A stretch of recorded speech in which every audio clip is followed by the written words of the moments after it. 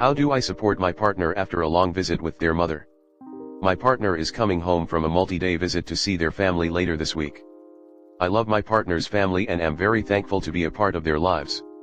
My Phil sees the world so differently than I do, but we have great conversations about our opinions around politics, sports, culture, lawn care, anything. Even though he comes off as a much more conservative-minded person than me, we can usually find some common ground and we both seem to enjoy hearing the other person's take. He is a smart guy that is always interested in learning new things, a great father to all of his adult children, and an amazing grandfather. My Mill means well, but, like so many other people, seemed to really change during the 2016 elections and then the initial reaction and shutdowns caused by COVID. She simply doesn't think about current events as critically as Phil and can become very righteous, religiously motivated, and emotional about any little thing. She didn't used to be like this, and it has been hard for my partner and me, especially because their family knows that I am not a religious person and that we have both shared many of our political views very openly with them, because that is what my Phil and I love to do when we hang out. The thing is, my partner is visiting her family without me while I watch our young daughter this week, and I know that Mill often corners her with some polarizing discussion topics when I am not there. While my partner, who is a whole human being in their own right, thinks for herself and does hold some views that differ from my own, Mill seems to think that she is only following my lead like any obedient woman of God should. Eventually, this usually leads to my partner returning from any of these family trips and needing a day to cry and, basically, mourn the mother she used to have. For those of you in similar situations, how would you want your partner to support you upon returning from such a trip? FYI, my partner loves her family and isn't looking to limit their contact from them. Phone calls and such seem to always go very well and are very frequent, but can just feel overwhelmed after visits with them. Comment. I have a toxic narcissistic Mill. My husband and I book counseling appointments for before and after their visits. It really helps.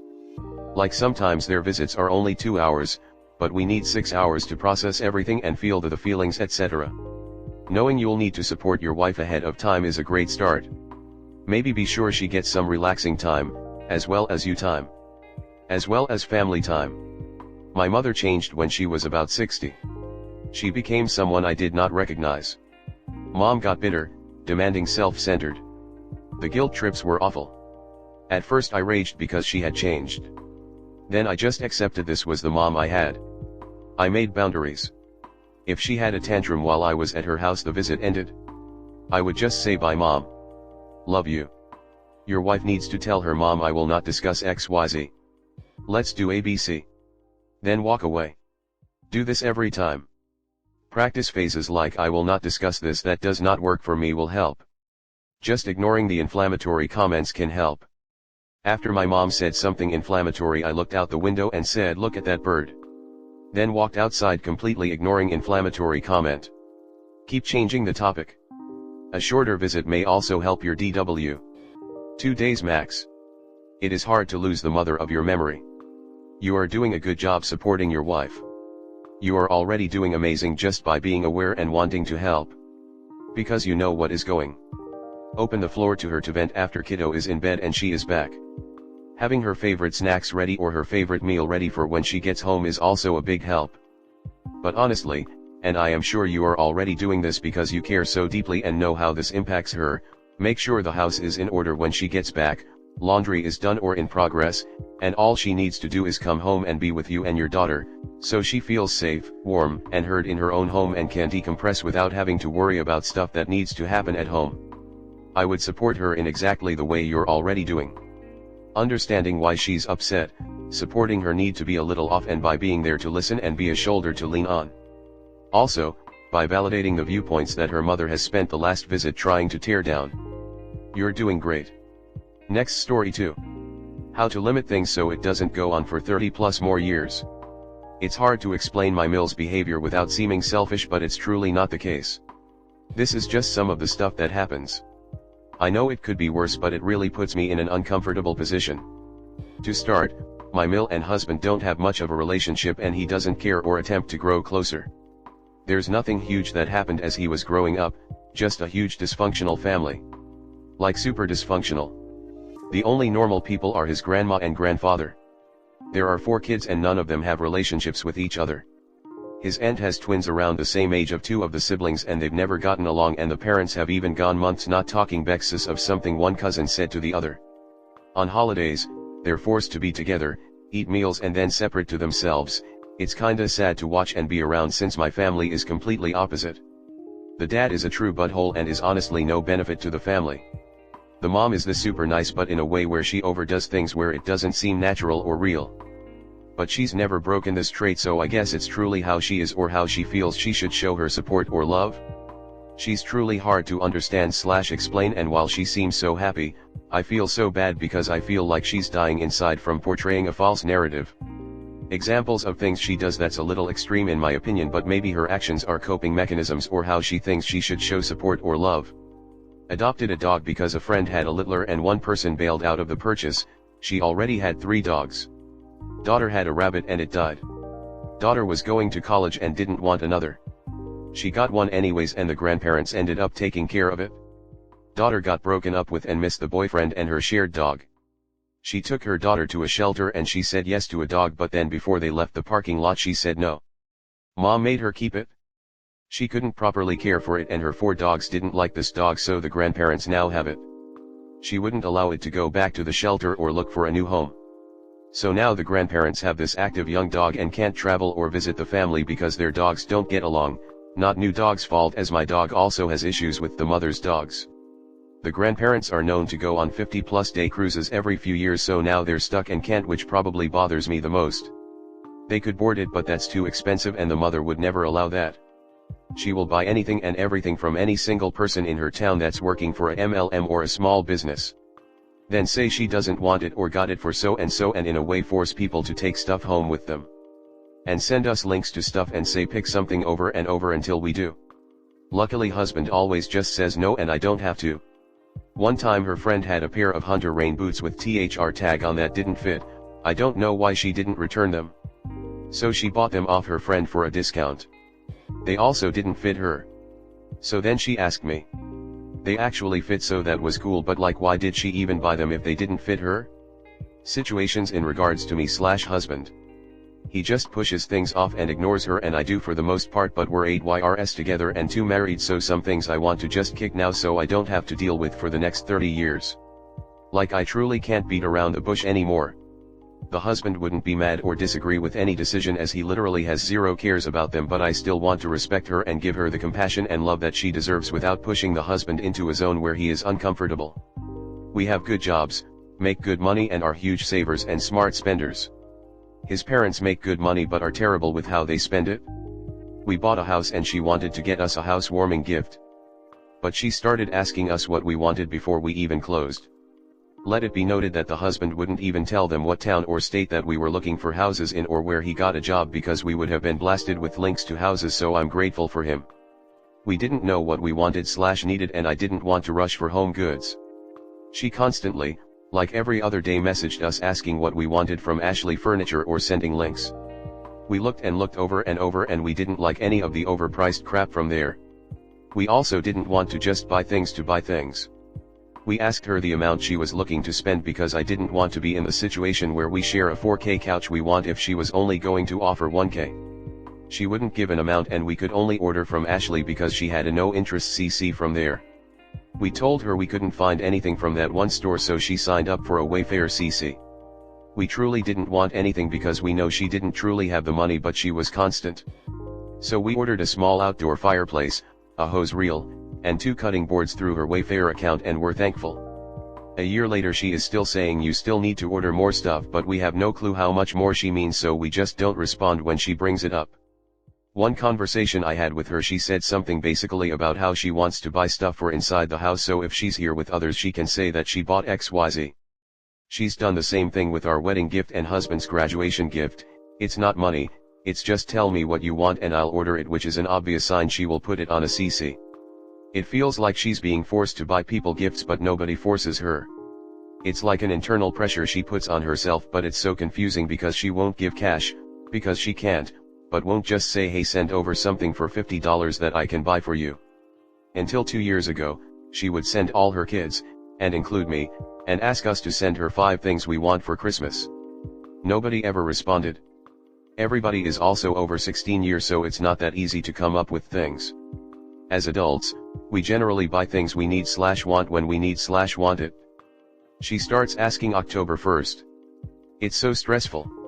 So after a few years of nobody responding and her begging for a list up until Christmas, 2 years ago just responded with something like, we don't really need or want anything right now and aren't even doing gifts for each other, we do something under $50 and save our money for yearly vacations, so if you would like to get us something, a gift card would be just as meaningful, because when we do think of something we need/want, we will use that money to get it. She's so anti-gift card. I guess she wants the satisfaction of seeing people open up things, but we're old now and don't do toys. She also won't buy necessities like socks, jackets, shirts, and won't tell the kids the budget to stay within for the 5 items, which confuses me the most. I don't even give my mom a list, she just transfers me $100 and I order something whenever and tell her and say thanks. So this 2 months of constant request is so extremely stressful, yet I feel so bad for her because none of the kids even respond to her. So she switched to gift cards and now I feel like things are so much worse. We each and all her other kids get gift cards ranged from $25 to $50, mailed to us too since we live out of state now, for Halloween, St. Nicholas Day, Christmas, Russian Christmas, New Year, both birthdays, Valentine's Day, Easter, and literally any other holiday you can think of. While we are grateful and love the free Chipotle, there's just something inside of me that feels like she has to do the stuff, and I really wish she would stop or limit it. For our 1-year wedding anniversary and 1-year home ownership anniversary, she asked us what we wanted for an anniversary gift. To my understanding, the couples celebrate or get each other gifts and that's it. For the anniversary she asked what we wanted, that was paper, and I asked her what she meant, so she sent a few examples of things that usually the couples get each other. I looked up the tradition sheet. It's in fact a list of old school things to get your spouse for the anniversary. The husband just said no thanks, but for the next 2 months she kept asking over and over what we wanted. Thank goodness she didn't just buy something. But it happened again this year and I really just want to stop this so it doesn't happen every year. I just want to tell her that we celebrate and get each other gifts and that's all we want, but appreciate her love and support for our achievements. But I just haven't figured out how to word it and how to make it so she won't get butthurt. My husband just says to not say anything, but he's not getting as many messages as I do and doesn't sit in internal dread knowing a mother is left unread and never responded to. Like, that's sadder to me than just asking her to stop. The same thing is currently happening for this year, and while I'm not ungrateful, I feel like it might seem that way, but it's just so unnecessary. And even if you had a relationship with your kid, people don't do this. She had a tradition every year of getting her kids a Christmas ornament of the first letter of their name and the year on it, Cole's special. None of the kids care about it, and tbh their tree kind of looks weird having almost 80, 4 kids times 20 YRS, letters hanging from the tree. The husband and I wanted to do a tradition of getting an ornament every year to celebrate a big thing that happened during that year. So wedding, engagement, graduations, or like from a big trip like from our honeymoon. I knew the year we got married she would for sure get one for us that said just married, but I wanted only one, which is the one we got for ourselves. So mentioned to all my family and to her how we have this tradition and that the only ornaments we want, so please do not get us one, and she still did it. So now I was stuck feeling bad if I throw it away, but I don't want 2 ornaments about our day, I just want the one that's special to us. I never said she can't do the letter ornaments for her son though, so I wish she would have just kept to that. Like, why did she switch? And I feel like I can't ask her to stop completely or switch back. After a year of begging her son if she could visit, he finally gave her a 4-day weekend where she could come down about 2 months before the date because that's all his schedule allows. She's off work during summer. She waited until 3 weeks before to look at flights and responded saying that the prices were too much and if she could come down 1 month later. The flight prices were exactly the same for the dates she recommended. We were working and told her that. She then asked if she could come down around the original dates but come 3 days before and stay 1 day longer. He told her we were out of town for her arrival date and he worked the next 2 days. She said that it was okay, she would just sit around the house and read, I work from home. He didn't respond to her per usual, so like an hour later she sent a picture of her booked flight for 2 days earlier than he told her, and of course leaving 2 days later. I knew I should have responded in the group chat, but I was letting him handle it, so this happened LOL. He called and freaked out, so she rebooked it, but it was still 1 day earlier and 1 day after. We had some plumbing issues happen a few days later and it was going to take weeks to repair, so he just told her to cancel without me knowing.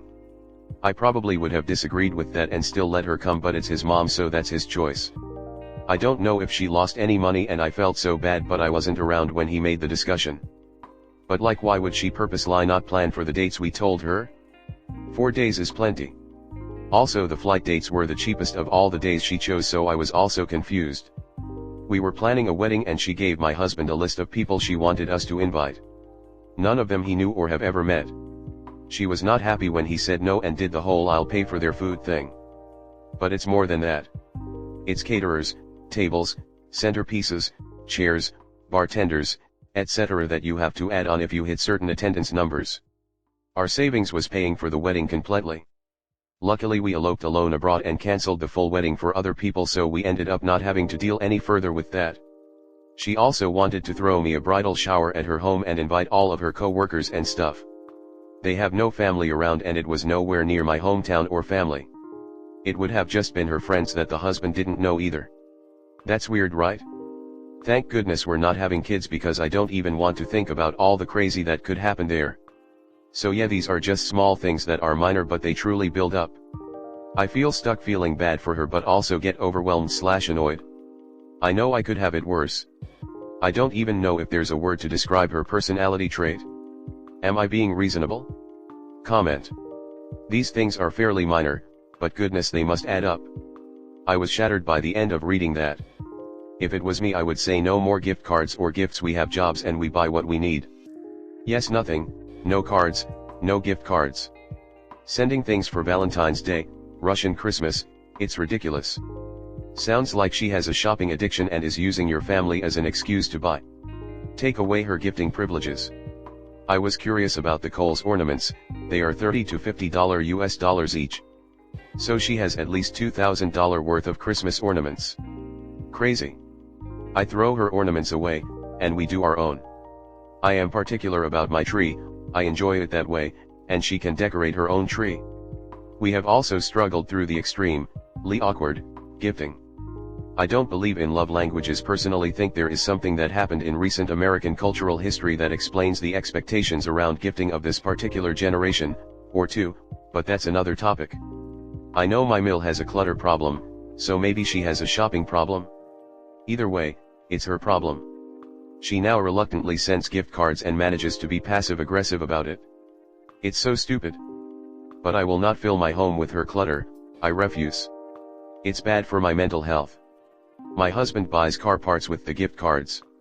I think it's perfectly reasonable to hold these seemingly small boundaries and let go of the guilt about her feeling any which way about it. These small things aren't small to you, they are important to you. Don't diminish them. There's a saying, start as you mean to go on. I think you've done that already, eloping, no weird showers for her. I wish I would have had more clarity earlier on and been firm about the little things. It would have probably spared some feelings on both sides tbh, and some ornaments from the trash, haha. The problem in a nutshell seems to be this extreme sense of guilt you feel anytime you have to say no or set a hard boundary, or when your husband does, which to be honest is more of a you problem to solve than anything. Mill sounds pushy and overbearing to the point of insanity, but until you figure out where exactly your guilt stems from and how to resolve it, you'll continue to find it difficult to set those boundaries no matter what Mill does. Think of saying no and being firm with her as a form of kindness rather than a confrontation. Assume she wants to hear your honest preferences even if you have to repeat them bluntly a few times to get them to stick.